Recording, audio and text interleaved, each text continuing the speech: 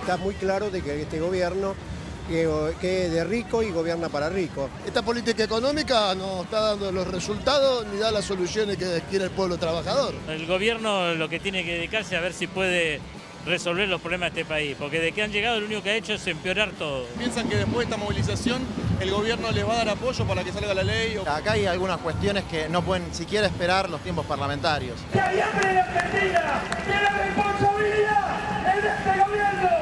¡Que mira para otro lado!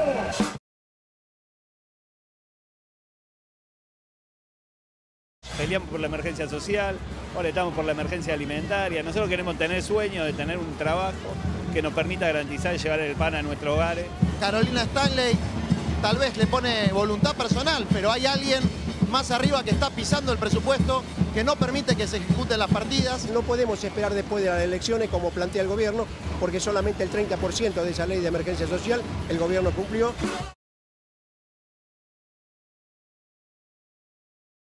Lamentablemente el gobierno hoy, con la medida económica que está tomando, se hace cada vez más difícil pensar en poder tener ese horizonte. Esto está por arriba de cualquier reclamo partidario. Acá los mismos los organizadores somos todos de sectores distintos, de partidos políticos distintos, nadie está haciendo campaña con esto. La función de un gobierno es crear trabajo y este gobierno hoy no lo está haciendo. Cada vez hay que echarle un litro más de agua a la olla para darle de comer a más pibes.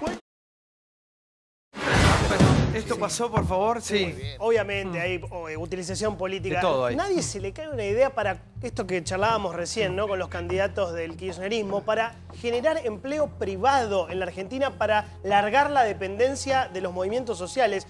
Me contaban hoy del Ministerio de Trabajo, hay 12 millones de puestos de trabajo hoy en la Argentina.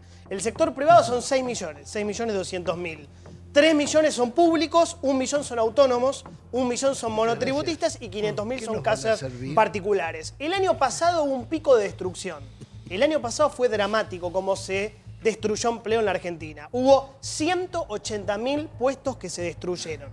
El gobierno que dice, bueno, lentamente se van recuperando, recién ahora estamos igualando, pero hay algo que no recupera, que es el sector industrial. Esto que yo le decía recién a la gente del kirchnerismo. ¿Por qué? Por la caída del consumo, si bien los brotes verdes, como dice el gobierno, se empiezan a ver, eso no llega a la billetera de la gente. Pablo. Y por la apertura a cambios ahí tecnológicos. Me parece que hay que distinguir, ¿no? Está claro que el gobierno se equivocó mucho con enfriar el consumo, al revés del otro gobierno, ¿no? Pero hay industrias que empezaron a arrancar. Quizás, y por eso no se siente en la calle, las textiles, calzado, incluso alimentos, fundamentalmente, están teniendo como esa retracción, ¿no? Entonces, ahí me parece que el gobierno falló en ese sentido y no lo solucionó, no tuvo una solución, no la tiene hasta hoy. No falló, ¿no? Pablo. Pero... cuando se incrementan las tarifas, se toma la decisión de no subsidiar tanto, porque se sigue subsidiando. Lo que pasó es que antes, cuando vos cobrabas 100 pesos, una parte muy pequeñita la destinabas a los servicios. Ahora, esa parte pasó a ser muy importante, con salarios viejos. Entonces, obviamente, el consumo se desplomó. Y la gente que no tiene paritaria, Lili, el 40%. Es peor. Claro. Esa situación es peor para... Entonces, tenés punto. una combinación, pero no fue. Fue realmente una decisión, porque en algún momento con las tarifas había que hacer algo. Buenas noches. ¿Qué tal? Buenas noches. Escucho. Bueno, me parece que hay que partir de mucho más abajo todavía, porque con los niveles de pobreza que tenemos en la Argentina, si tenemos el 60% de los pibes hasta 17 años bajo la línea de pobreza, hablar de industrializar el país, me parece que hay un escalón anterior, que es resolver el problema del hambre, el tema de la pobreza, el tema de que los pibes coman. Y acá, este gobierno no se ha endeudado de una manera tremenda, más de 50.000 millones de dólares en el término de 18 meses, y no ha invertido un solo centavo en terminar con la pobreza en Argentina. Pero ¿puedo hacer la pregunta de esto, Pablo? Termino. Porque si no, no se entiende. Ha crecido la pobreza en lugar de bajar. Por otra parte, las tasas de interés y el tema de la LEVAC siguen siendo atractivas para quien tiene plata. En lugar de invertir en poder generar fuente de trabajo, una industria, una empresa, las pymes van para atrás, están cada vez peor, porque a la vez esto está encadenado con el tema de la pérdida del poder adquisitivo del pueblo. Los jubilados que están con la mayoría en la jubilación mínima, que es la línea de indigencia, ya ni siquiera la línea de pobreza. porque están en la línea de indigencia los jubilados, el 70% que cobran la mínima. Y por otra parte, el 50% de los trabajadores de la Argentina gana menos de 11.000 pesos. Bueno, hago una pregunta, Entonces, Santi. Hago una puede? pregunta porque en un país donde si recaudamos 1 y gastamos 4, con los anteriores imprimiendo billetitos y con los actuales contrayendo deuda para no caernos, si no quedan 3 millones de un día para el otro excluido. Te hago una pregunta, vos que conocés los movimientos sociales, como dice acá Claudio, los gerentes de la pobreza. Si en el presupuesto el dinero es tan brutal, porque existe, el dinero está, ¿por qué la gente está tan pobre y hay tanto hambre? ¿Dónde va ese dinero o no alcanza? Si el presupuesto destina tanto dinero, ¿por qué no llega a la gente? No, yo creo que el presupuesto primero está subejecutado, no llega porque efectivamente no hay una política destinada a resolver como prioridad esta situación. Yo creo que el gobierno apuesta a otra cosa, está más preocupado por bajar los costos laborales de las empresas y a partir de ahí, como ya se intentó en otro tiempo acá en Argentina, no está inventando nada con este plan A que tiene el presidente, que es el único. Este plan A implica hacer una profunda reforma laboral, que es lo que intenta llevar al Congreso si gana las elecciones, ahora en octubre, para que se lleve y se traslade casi mecánicamente lo que está pasando. Bueno, pero con este sistema laboral tenés 40% en negro, Pablito. Vos tenés 40% en negro. ¿Y con el otro? No, con el otro no, pero digo, vos modernizás también para que te tomen gente. Porque si no te dicen, no te tomo uno. No, pero pará, Pablo. Mirá, hemos coincidido muchas veces discutiendo acá y te digo algo. El tema de el planteo del ministro de Trabajo, que tenemos que los trabajadores perder privilegios. No digo perder privilegios. Te estoy dando datos concretos. Pero generar algo nuevo. 40% o más de precariedad laboral en la Argentina. Hay más del 50% de los trabajadores cobran menos de 11.000 pesos. Sí, 40 en negro, 34. Y cuando dice el INDEC que un jefe de familia, una familia tipo con 2 chicos en edad escolar primaria, necesita 14.800 pesos para llegar a fin de mes y no ser pobre, estamos hablando que la mayoría de los trabajadores somos pobres en la Argentina. ¿Qué propone? Entonces, bueno, nosotros primero lo que ponemos es que proponemos que hay que parar los despidos inmediatamente. Trabajadores, sí, sindicalistas mucho pobres, no hay. No, ¿verdad? No. Sí. No, estoy hablando de Yo lo digo por vos, Pablo. Sí, no, por favor. Pero, sí, a ver, sí. Hay solamente 2 maneras de erradicar la pobreza. Una sería con subsidios, lo que genera dependencia electoral, y la otra es con generación de empleo. No hay otra forma. Y para generar empleo necesitas una industria que contrate. Y la industria que contrata es una industria que debe invertir. Y para invertir necesita leyes. El problema acá está en el siguiente. En cualquier lugar del mundo, o prácticamente en todo el mundo, en los países civilizados, a vos te pega una patada en el traste y tenés donde ir a pedir trabajo. Aquí el problema es que no tenés dónde ir. Exactamente. Está bien, pero ahora, ¿cómo vamos a generar trabajo si todo es una traba tras otra? Digamos, ¿en qué momento se va a empezar a generar trabajo genuino, trabajo privado? Bueno, ¿cómo? Todo lo del sector informal que estamos hablando, tal vez hay, ustedes probablemente tengan otra lectura, pero tal vez es una consecuencia de del costo laboral de contratar a una persona en blanco en los términos de las leyes que rigen nuestro país. Si no es una consecuencia, ¿por qué en este sistema laboral, en este régimen laboral que protege, tiene tantos derechos adquiridos para la clase trabajadora, el empleo formal cada vez es más chico y cada vez crece más la informalidad de los trabajadores? ¿Por qué a un trabajador le pagan en blanco, incluso en el Estado, un monto chiquito de su sueldo y lo demás en negro? Porque hace una cantidad de años, particularmente desde la instalación del neoliberalismo de la mano de Menem, se vienen aplicando políticas que van en detrimento de las conquistas históricas de los trabajadores y se vienen perdiendo legalidad de trabajo. Pero Pablo, vos reconocés que el mundo es muy diferente a 1940 sí, hoy, ¿no? Yo no estoy hablando de 1940. No, te estoy hablando en el sentido de que los países necesitan competir entre ellos. María Julia, cuando vos ves los balances de las empresas en la Argentina, son multimillonarias las ganancias, particularmente el capital financiero. Entonces, si en la Argentina ganan más el capital financiero que la producción, ahora, no me lo pidas a mí que te lo resuelva. Si tenemos un presidente que fue votado hace un año y medio, y en lugar de tratar de ver cómo resuelve estas cosas, se preocupa por cuestiones secundarias, cómo se pelea con la opositora, en lugar de resolver. Es decir, hay una discusión abstracta que dan entre la candidata principal del partido gobernante anterior y el presidente actual. Entonces la disputa es la guerra entre ellos. ¿Quién es la gobernante del partido La que no. La expresidenta. Pero Pablo, y no discuten los problemas de fondo que terminan en desastre en nuestro país cada hace vez un peor. montón de décadas que el sindicalismo no se hace cargo de un 30% de trabajadores informales. Sube un poquito, baja un poquito, pero viene constante y varias décadas. Y es el sindicalismo el que debiera haberse plantado frente a ese problema. Encontrar soluciones para que cada vez más trabajadores A ver si Pino, puedan ser a ver, formales. Pino, ¿cómo se genera trabajo? ¿Cómo se genera Sí. trabajo? Se genera trabajo con un proyecto decidido a generarlo. Lo que no se puede hacer es tratar todas estas cuestiones unas aisladas de las otras, porque si no caemos en sofismas y en enormes mentiras por omisión. Hay mucho dinero en la Argentina. Yo empiezo así, ¿eh? Yo escucho casi todos los discursos y están del otro lado, no están del lado de las inmensas mayoría de los argentinos. La verdad, escuchemos otra cosa.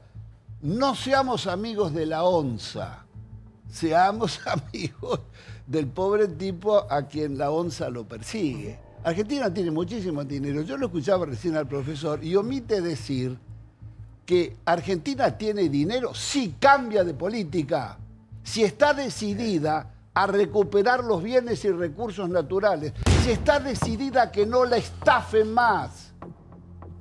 La energía es una enorme estafa. Argentina debería declarar la nulidad de todas las concesiones. A ver, espera un minuto que le habló el No, profesor. no, pero ¿Profesor no, es usted? no, pero no me cortés. A ver, no, sí, no, sí, pero que no te haga me- la pregunta. No, ya sé que no, pero no me cortés el discurso. Sí, porque- adelante. No, nosotros dejamos... Es verdad. Nosotros dejamos, no, Disculpe, nosotros Pino, dejamos disculpe. que nos arrebaten Sí. la energía, que nos estafen con el tarifazo, porque el millón de BTU vale de 1,90 a $2.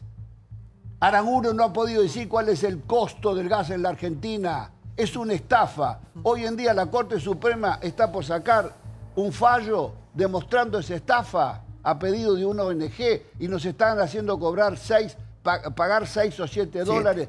No hay destino para la industria nacional con la energía que tiene el costo argentino. Las inversiones no vienen por dos razones. Los empresarios argentinos tienen todavía la plata afuera, 300.000 millones de dólares. El gabinete del señor Macri son millonarios con sus fortunas afuera del país. Ejemplaridad, ¿eh? ¿Me entendés lo que estoy diciendo? Y después, internamente, no es posible esto, no es posible estafar a la Argentina. Argentina no tiene destino si no recupera la soberanía energética. Durante 70 años fue la política rectora de la República Argentina. Mosconi, Irigoyen y Perón. Por supuesto, sí, estoy de acuerdo con lo que menciona en relación a que hay que mejorar un montón de cosas, pero nosotros estamos, como María Julia dijo, inmersos en un mundo donde el inversor elige dónde poner el dinero de acuerdo al lucro que obtenga por la inversión y a las leyes que tenga, entre otras cosas, para la contratación de empleo. Brasil generó una reforma laboral. Si Argentina no adapta la de él, las inversiones no van a venir acá, van a ir allá. Punto. Sí, por favor. A ver, yo creo que comparto con Pino algo que es muy importante. Primero, que no hay propuesta, me gustaría, sabes que aburrimos de propuestas nosotros, ¿no? El Frente Renovador y para un país sobre... Pero no hay proyecto estratégico, Vasco, no hay proyecto voy a lo estratégico. tuyo, Pino, ahora voy a lo tuyo. Digo, por un tema que vos no estabas, que no había propuesta. Lo que Pino dice es clave. Si un país no tiene un proyecto que pueda retener su ahorro, es porque no hay proyecto. Capitalización. Es porque no hay proyecto. ¿Por qué hoy nadie invierte en la Argentina? Porque no hay negocios en la Argentina. Porque el neoliberalismo nuevamente paga tasas del 27% al año en dólares. ¿Y sabés quién lo paga? Nosotros, ¿eh? ¿Y sabés todo el ahorro que se hizo o que se está haciendo en los famosos subsidios? ¿A dónde se nos va? A pagar esa tasa sideral del 27% en dólares que le estamos pagando a la especulación financiera. Perdóname. Ahora, ¿cuándo sale la Argentina? Acordate, mirá, es muy simple pero muy profundo. Lo decía Aldo Ferrer. El día que para un argentino no haya mejor lugar donde invertir sus ahorros que en la Argentina, ese día diste vuelta al país. Argentina es un país, ¿sabes qué hace? Exporta ahorro e importa deuda. ¿Por qué?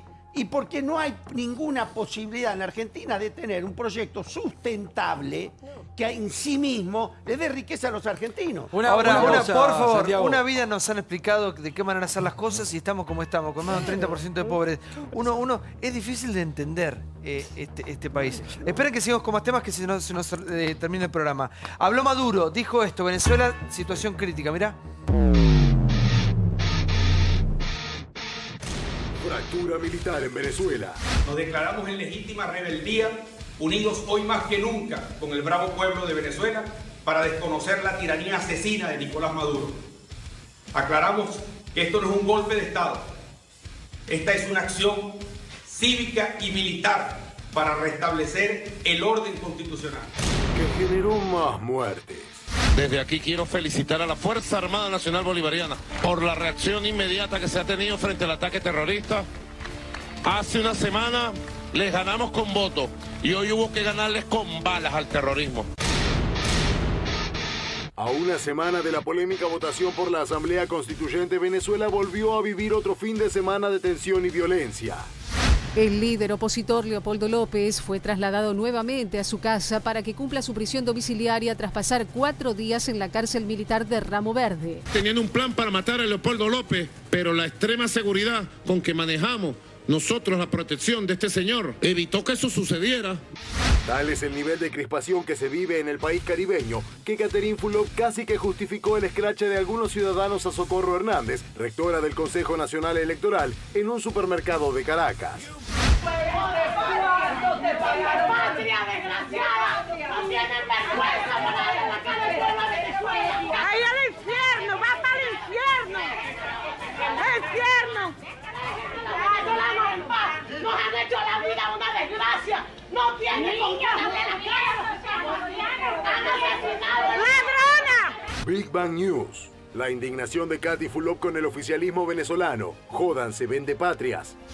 Como si todo esto fuera poco, el polémico presidente venezolano se refirió a la situación judicial de una de las figuras políticas argentinas más controversiales de los últimos tiempos. Maduro y Milagro Sala se cruzaron al aire. Querido presidente, toda mi solidaridad y fuerza que en esto usted le va a ganar. Milagro, estamos igual, asediados, perseguidos, martirizados, torturados de manera injusta e ilegal por los mismos de siempre, las mismas oligarquías. Milagro, resiste, que nos vamos a dar pronto un abrazo de victoria, Milagro. Increíble, sí, por favor. Esto lo hablamos el martes pasado. La solución de Venezuela debería partir de la propia Venezuela. Se levantó una parte del ejército, chica. Me parece absurdo que haya ataques con balas entre la gente del propio país. Y tengo la sensación de que esto no va a terminar por aquí. O sea, van a haber más sectores Pero el tema es quién puede justificar a este fascista. No, nada. No hay nada que lo justifique. Absolutamente nada. ¿Cuál es tu postura, Pino, de Maduro? No, yo nunca he aprobado las políticas de Maduro. No. ¿De Chávez? Sí. De hecho, de Chávez sí. Por supuesto que sí. Por supuesto. Chávez fue el primer mandatario occidental que puso en funcionamiento el proceso de revocación de mandatos y lo jugó contra él. Y fue votado por el pueblo en 8, 9 o 10 elecciones democráticas, con veedores internacionales, con veedores norteamericanos. Maduro, Pino, porque Maduro, ya Chávez pasó. Distinto. Maduro descarriló, no sé lo que ha hecho Maduro, yo no lo comparto. Se ve las consecuencias de cuál es la crisis venezolana. No se resuelve. Eso te quería preguntar, Pino. Chávez alguna vez dijo que seguía el ejemplo de Perón. Y en algún sentido se podía decir. También hay que decir que tenía petróleo a buen precio y con eso pudo ir adelante. Cosa que Maduro no lo tiene, además de las malas políticas. No, lo que te quería decir es el peronismo, desde que recuperamos la democracia, el 83 tuvo 10 años y medio con Menem y 12 años y medio con los Kirchner. Vos sos peronista de la primera hora, lo tuviste a Perón, lo filmaste. ¿Cuánto de peronismo queda? ¿Cuánto de peronismo queda y cuánto de peronista sos vos? No, mira, yo soy peronista de Juan Perón. Lo que murió hace 40 años. No, lo que vino después de Perón fue la utilización de la figura, la simbología y la cultura y la historia que había dejado el peronismo. Pero cuando vos ves las medidas que tomaron todos los que se calzaron la camiseta de Perón, no tiene nada que ver con su proyecto. El proyecto de Perón fue unidad nacional, gran concertación. Por primera vez Argentina realiza una Moncloa. Fue la gran concertación del año 73. Se abraza con Balbín y todos juntos detrás de un proyecto, no detrás de cargos y de elecciones. Sí, claro. El proyecto del plan trienal. A ver, un minuto. No, porque si no queda como si Pino, quería preguntarte algo. Una cosa, espere. ¿Cómo no? Que se murió hace 40 años, Perón. Y San Martín se murió hace mucho más. Y yo soy sanmartiniano. ¿Qué tiene que ver eso? No, si ¿qué quedó del peronismo? Usted dice que ¿Qué Pino, quedó del peronismo, tiene ídolos que atrasan. ¿Cuál es el criterio? ¿Qué queda del peronismo hoy? Esa es la ¿Qué va a adorar a los que están Bueno, en vida? esa enorme dispersión y una utilización fraudulenta de las ideas. Sí, pero déjame poner la pregunta. Es inadmisible realmente avalar el pueblo venezolano, al pueblo no, a los gobernantes venezolanos. O sea, yo no comparto con Pino el tema de Chávez porque ya se demostraba un poder sobre la gente muy marcado. Obviamente que en el caso de Maduro ya estamos hablando de una persona que realmente no está en sus cabales, porque seguir atacando niños, la verdad que es algo aberrante. Que esté pasando hambre el pueblo es algo aberrante. Que haya fraguado en las elecciones también es algo aberrante. Que tiene que ser expulsado del Mercosur, que se le tiene que aplicar la Carta Democrática de la OEA, se debe aplicar realmente, porque no podemos avalar un gobierno o un país que esté matando al pueblo, que lo está matando con balas y que lo está matando ¿Por qué se de lo hambre. justifica? La verdad que yo no puedo entender cómo se puede justificar una persona así o cómo se la puede ponderar y los medios que tienen alrededor, los otros presidentes que hacen de los otros países, porque hay muchos que lo avalan y yo la verdad que no lo puedo entender. No entiendo, ¿qué no puedo significa entender. justificarlo? Porque, a ver, yo pregunto lo siguiente, ¿y cuál es la propuesta suya, diputada, para una intervención militar extranjera sobre No, Venezuela? yo ya dije, aplicar la Carta Democrática, perdón, pero el futuro tratado- candidato. el tratado- Aplicar la Carta Sí, Democrática pero que es expulsarlo del el tratado de Ushuaia no porque prevé la ¿cuál es expulsión? la actitud que tienen frente a Temer en Brasil, que fue un golpe de Estado? Eso, porque eso Pero no nosotros fue un estamos gobierno en el electo Mercosur, yo no democráticamente. estoy en, no lo estamos, escucho nuestro tener país no está con el mismo Estados énfasis. Unidos. No digo porque... Pero es que una Además, cosa yo no voy a hablar defender, del hambre no en voy a Venezuela. defender, Está bien, perdón. que la arreglen los Perdón. venezolanos. Temer es Mercosur también, Temer es Micheli. ¿Por qué no resolvemos los problemas de acá de la Argentina? ¿Me dejás hacer la Estamos pregunta, hablando Pino? del hambre en Venezuela. Hay que y resolver acá- el problema de la región también, no solamente la Argentina. Temer es No, Venezuela. Temer, sí. Micheli, déjame hacer la pregunta a Pino que quería hacerle. Adelante, Levin. Con Maduro y con Perón pasaron cosas similares en cierto aspecto. Ambos le devolvieron al pueblo cosas que el pueblo no tenía, o se las dieron por primera vez. Chávez. Pero ambos dos llevaron una política muy personalista, no dejaron que crezca un sistema democrático que lleve adelante sus ideas y terminaron Perón con estos dos peronismos que no lo representan y que no te representan a vos, y Chávez terminó con Maduro. ¿No pensás que el error también estaba en ellos, inicialmente, de no haber pensado cómo seguía cuando él no estaba, en ambos casos? No, mira, por supuesto, no hay mandatario ni líder en la historia que no haya cometido errores. Algunos graves, otros menos graves.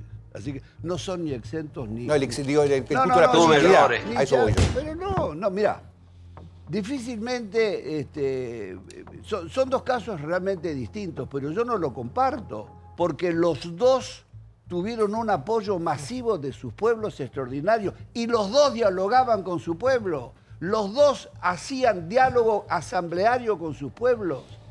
Así que yo no comparto eso. Y Perón llega en el 73 y hay elecciones democráticas y llama a discutir un gran proyecto nacional para reformar la Constitución y llevar adelante el proceso de una revolución en paz. Señora, muchas gracias por haber venido. Ya seguimos sumando más invitados y tenemos todo acerca de Odebrecht, una causa que sigue preocupando y mucho. ¿Hasta dónde vamos a saber? ¿Qué se sabrá? Está Cedré con nosotros con información fresca de una causa que tiene en vilo a un país, a varios países. Caso Odebrecht. En busca de la pista argentina, Jorge Rodríguez quedó envuelto en el medio del escándalo por la acusación de un ex empleado suyo que confesó que se lavaba dinero proveniente de coimas. ¿La denuncia contra el corcho destapará la verdadera raíz de la corrupción? Hoy el escándalo de las coimas de Odebrecht vuelve a salpicarlo. Yo la relación la tuve, como dije públicamente, con Odebrecht.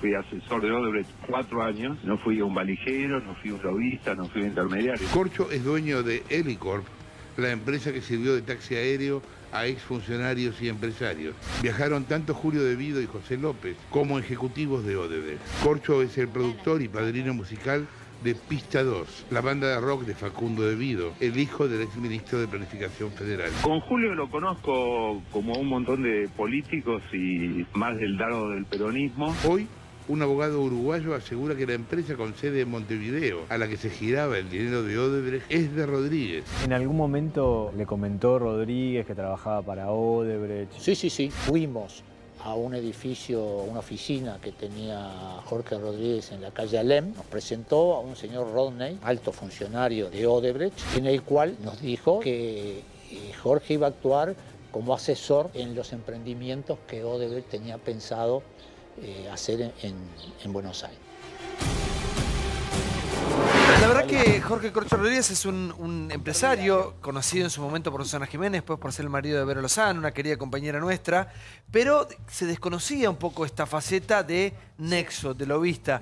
Para mí, una humilde opinión, es algo muy chiquito en una causa muy pesada, con gente mucho más importante que Corcho Rodríguez. Pero vos tenés información, Cere. Mira, yo creo que seguimos siempre dando vueltas sobre lo mismo, hasta que no se llegue a un acuerdo entre el Ministerio Público argentino y brasilero, o se consiga la delación de la gente de Odebrecht, que cuente a quién le pagó, cómo le pagó, cuándo le pagó y cuánto le pagó, vamos a seguir enterándonos por el trabajo muy bueno a veces de periodistas que consiguen informaciones. Pero estos nombres no son un terceros. poco para la tribuna, ¿no hay detrás nombres mucho más No importantes? tengas dudas, Claro. pero por supuesto. Lo que pasa es que no se llega por ese lado y si no son puras especulaciones. Y además se mete todo en la misma valija. Pues fíjate que desde el comienzo de año se busca vincular al caso Odebrecht con el gobierno de Cristina Fernández, con el gobierno de Macri. Se lo ha colocado arriba en el medio, por ejemplo, del caso de Odebrecht, cuando me consta no tiene absolutamente nada que ver con este tema, y se lo coloca a Corcho Rodríguez, donde probablemente tenga algo que ver, pero si la justicia no actúa, no tendremos cómo saber, mejor, te corrijo, o me corrijo, no tendremos cómo ver a la gente presa y la plata de vuelta. Y los nombres, Ahora, Gustavo, por pensemos lo menos... algo, un minuto, Pablo, pensemos Sí. algo. El soterramiento es para que la gente viaje, para Sí. que todos viajemos. Claro. En realidad, el laburante Claro. para que viaje de una manera mucho más cómoda. Como siempre, con una necesidad, con un problema genuino y siempre apelando a la necesidad de los más vulnerables, viene el negocio, Por el el sobreprecio, choreo. Sí. porque se anunció 8 veces y se hizo con un sobreprecio. Se intenta hacer, avanzó 3% por ahora, con un sobreprecio del 25%. Tengo una sensación parecida a la tuya de el humo para la gilada, Sí. con una diferencia. Yo creo que el intermediario es una pieza importante acá. Obviamente que lo más importante es quién paga la coima y quién recibe la coima. Pero según lo que acredita Hugo el Conadamón, hubo diferentes intermediarios, no solo Jorge Corcho Rodríguez con la Offshore en Uruguay, sino también Carlos Wagner, un empresario que hizo mucha plata con el gobierno anterior. Presidente de la Cámara de presidente de la Cámara Construcción. Argentina de la Construcción y de Suco. Raúl Biancuzzo, que era el director de infraestructura de AISA. Y Javier Sánchez Caballero, que era gerente de IEXA, justamente. Ya están acreditados no solo los más de 35 millones de dólares que se decía al principio que la justicia americana decía. Ya tenés 25 millones por los gasoductos de coima, estoy hablando solamente. 14 millones por AISA Paraná de Las Palmas, esto es coima nada más. Y 20 millones por el soterramiento del Claro. Sarmiento. No alcanza solamente con el Corcho de Rodríguez, Sí. que suena bien. A ver. Esto acá Johnny lo mencionó a Carlos Wagner, yo le diría que tenga el teléfono del abogado a mano durante esta semana.